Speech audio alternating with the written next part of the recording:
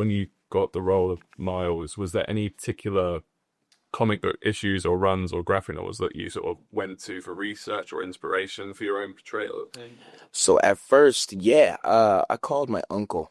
I called my uncle ironically. And when I remember this day like it was yesterday. And this was when I was doing the voice for Miles on Disney XD, for the Ultimate Spider-Man first, the series.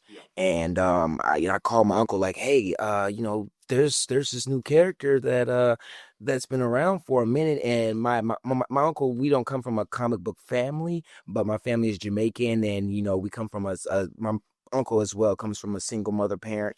And me as well. I come from a single mother household as well. So we had nothing but cartoons and games and things to keep us, entertained as kids. So my uncle Corey, yes, he essentially knew about Miles, and he was like, "Yeah, I know about Miles," and he was like, "Yeah, you should do your research. He was created in 2008 by Ben." Da da da da. So I started to do my own research. But yeah, my uncle Corey told me about Miles, so I started to do my own research, and then gradually I grew with Miles because I got Miles when I was maybe 19, turning 20.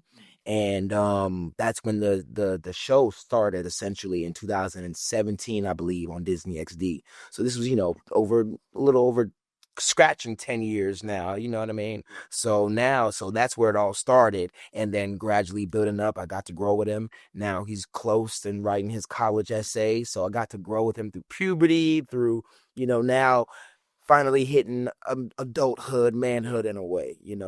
Cool, thank you. Yeah, man. Thank you. Yeah, I was going to ask, so why do you think Margolis like resonates so much in this modern culture, like worldwide? He's basically a global phenomenon, right? The character has so evolved so much. In your opinion, I think it's the youth. I think it's the youth aspect. Kids, man, we're always, as we get older, I'm gonna make everyone laugh in here. We always want to know what's the hip thing that kids are saying, what's the new thing, what's cool now.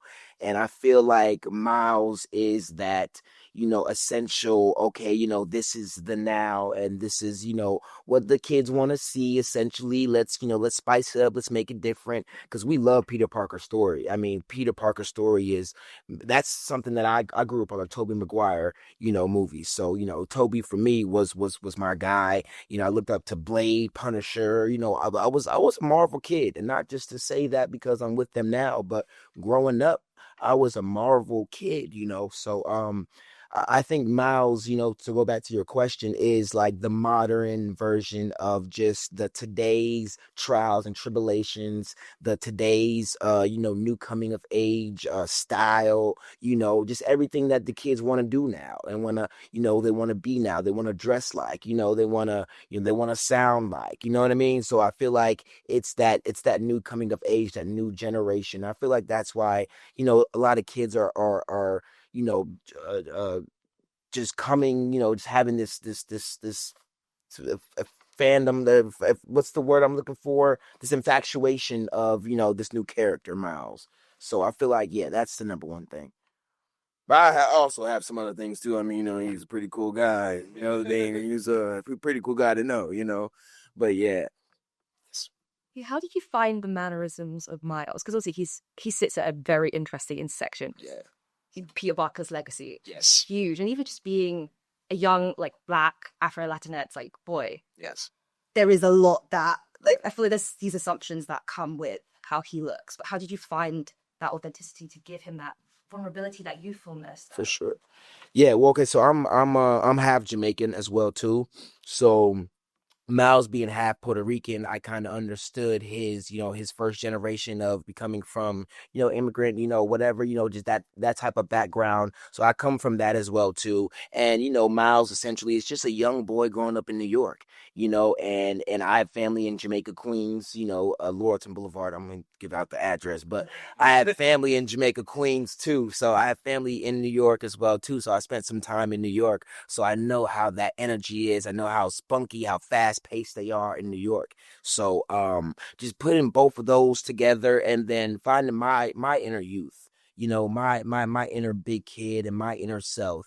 I'm still in my inner youth. I'm still, young myself, but I'm getting older, and seeing how I started off with Miles and how Miles is going now, I'm like, oh yeah, I definitely seen the growth that we've had to take him through. So now I think it's just the impact. I feel like is the main and important reason now. Is just the impact for the families, for the kids. I've gotten so many stories about what Miles has brought people through, what the stories have brought people through. And Miles, the game came out during COVID. So I couldn't do any cons. I couldn't do nothing. I couldn't do no interviews, no podcasts. So I was kind of hurt at home. But then I'm hearing, when COVID happened, we were just playing nothing but Miles and Pete. We were playing nothing but Spider-Man. So it was kind of like a conundrum in itself, because I wanted to meet, everyone that was playing the game, and I wanted to go out and see everybody else playing the game, but we couldn't. The world was on lockdown. So now this is kind of my redemption, and now kind of like my time to be like, okay, this is who I am. This is who, the guy is. This is who he is, But yes. Did I answer? I hope that I answered it right. Yeah. Okay. I'm trying to think. Yeah. Okay. Perfect.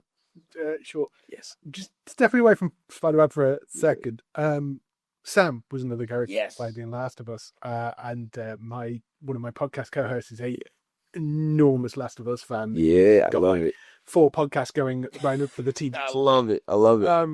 I just wondered, how was it playing that role in the game, and what did you think of what they did with the TV adaptation of that character, which was slightly different, but it was beautifully done. Yes, likewise.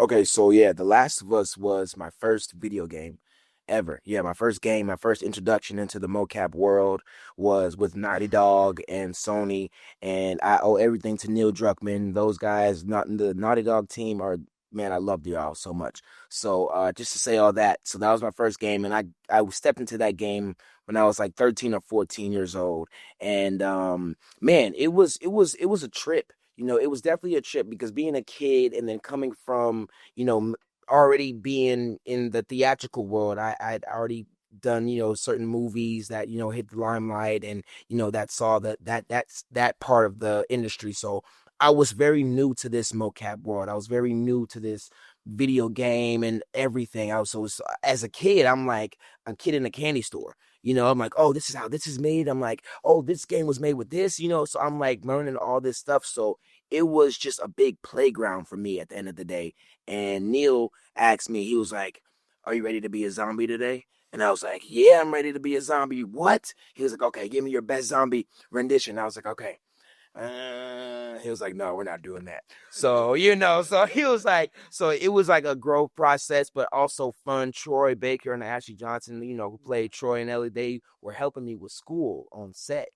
Yeah, they were helping me complete some school on set so we can, hurry and get back to work. So that process was just fun, man. And then 10 years later to see it, get the shine that, that they put into it, it's crazy. And Keivonn, so he actually won an interview. He won an Emmy for that role. And it's so crazy because I got a DM from his mom saying that, hey, he's a big fan of Miles. And I was like, hey, I'm a huge fan of y'all. He did an amazing job, because Troy ended up telling me at the premiere of The Last of Us, first season, he whispered in my ear, he was like, wait till you see what they did with Sam. And I was like, okay. So, and then Miles, incorporating ASL into our game, that was kind of like a best of both worlds, I want to say. You know what I'm saying? Because, Keivonn, I heard he's a huge fan of Miles. And, he's what, 7, 8 years old? Yeah, like 9 maybe now. So, shout out to Keivonn. Love you, little bro. I haven't met him yet. No, I haven't met him yet. But yeah, congratulations on your Emmy. And yeah, he did an amazing job, man. They couldn't have casted anybody better, to be honest, and made that switch any better, to be honest, because it was a little more heartbreaking when you really put the logic into their world and that's crazy. That's crazy to really think about that. Like, what if, Yeah, what if? Yeah. I see. Yes, with both Insomniac and Naughty Dog, which are huge game studios. Do they have is it a similar way of working for both of them, or do they have some different processes? With obviously Miles and Sam are very different characters, and the mocap's more Yeah. has increased in sort of technology over time. How is it sort of working with both these like iconic video games? Oh man, when I say iconic, yeah, bro. When I realized, of course, Naughty Dog, of course, when I started with Naughty Dog, man, I was a kid, so, they were just laughing, they were just a little 13, 14-year-old kid, and me seeing their studio for the first time, they gave me all the Uncharteds to play while we were making the game. They gave me a whole PlayStation 2. They were like hooking me up, like, Naughty Dog, they were like, here, just play all of our games while, we make it. So they were showing me, the both of the worlds. They were taking me through the studio, showing me how they make it, and then showing me like, here, like, hey, this is what you're about to make. You know what I mean? And this is what you're about to play. So, seeing their process, and then Insomniac, I've got to grow with them. They've got to see me mature as, from a young, young actor that's had some experience, but now growing into learning myself as an adult. You know what I'm saying? So Insomniac has seen the growth, and then Naughty Dog kind of got like the fun kid, wild hype side. You know what I mean? So it's kind of hard to say, because Insomniac essentially got the adult side of me. Naughty Dog got the kid side. But when I found out that when I was a kid, Crash, Bandicoot, and Spyro were my number. And I'm not just saying this because I worked with the companies, y'all. I'm not just saying this. I promise you. I went to Kids Are Kids daycare in Atlanta, Georgia. So we had little few games to play. And Spyro, Crash, and Mario, and I think Madden were the 4 games that we had to play. So just looking back on it now, getting to work with the 2 companies that I used to play in daycare, it's just mind blowing to me, to be honest. So, so Insomniac, to this day, I love y'all family. You know what I mean? They've literally they're still watching me grow. I can't say too much. But yeah, they've watched me grow into a man.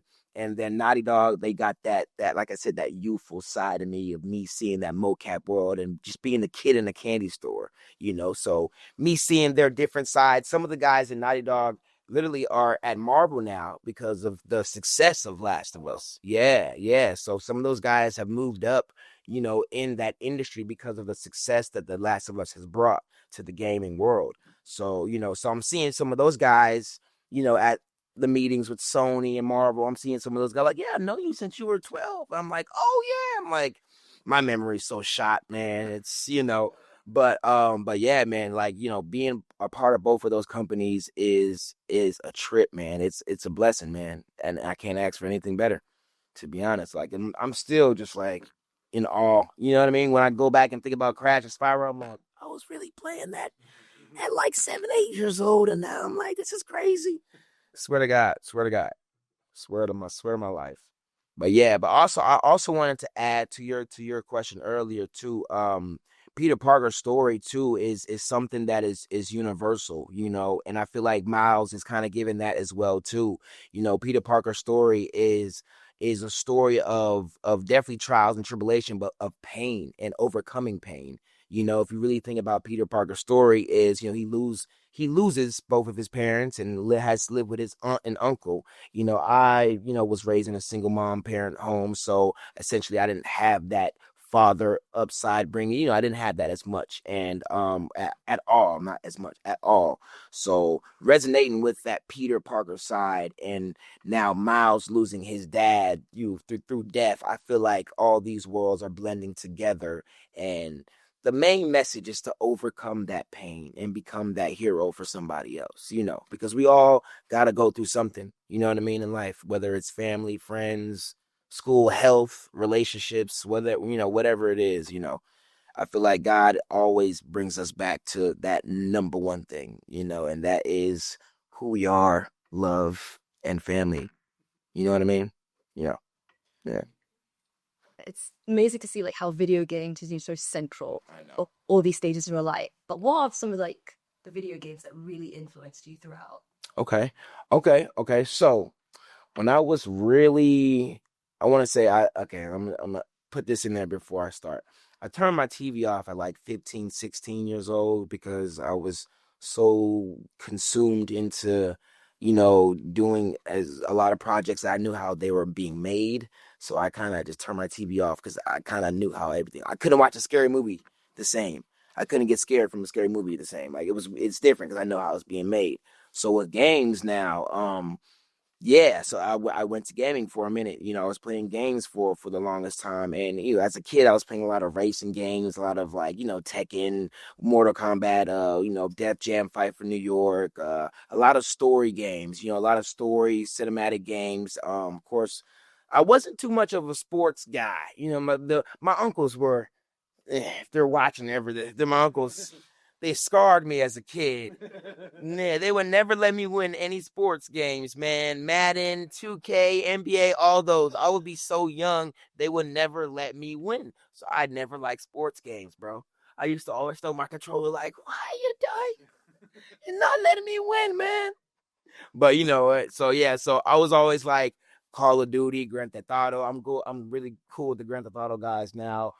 Steve, Sean, Ned, those are my big bros. Troy Baker, of course, like the storyline, the cinematic games were the ones I kind of gravitated to the most. You know what I mean? So definitely I want to say Def Jam Fight from New York, Grand Theft Auto, I said them all. Call of Duty. There's another one.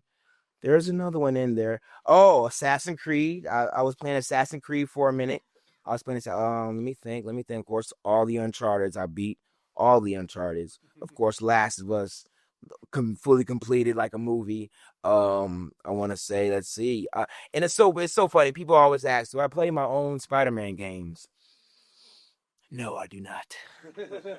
It is so hard because I know, we have table reads, we have reshoots, we have, not 9-hour days on set, but, it feels like 9-hour days on set. So, I know everything about the game. So it's kind of hard to really get into it and like, oh, I wonder what's next. When you know what's next. Yeah. So it's kind of like really hard. So I love to like call my like little cousins or like my play little brothers and my friends that play it. And I want to go over their house and just watch them play it and see their reaction. Or, like the streaming guys, I'm really good friends with all the new streaming guys, the Kai Sinats and all those guys that are doing the streaming stuff. So I love watching their reaction of the games and, just seeing people, the world play. That's me watching my game. It's watching the world play. I like that. Like I just said that. No, watching the world play is like how I kind of get my feel of like, oh, okay, yeah, we did a good job. Anyone have a last question? I'll take go ahead. So you've been involved with Spider-Man, Last of Us, big franchise things. If you had the opportunity to be in any franchise, something past, something current, or some sort of future thing that maybe hasn't come out yet, what would it be?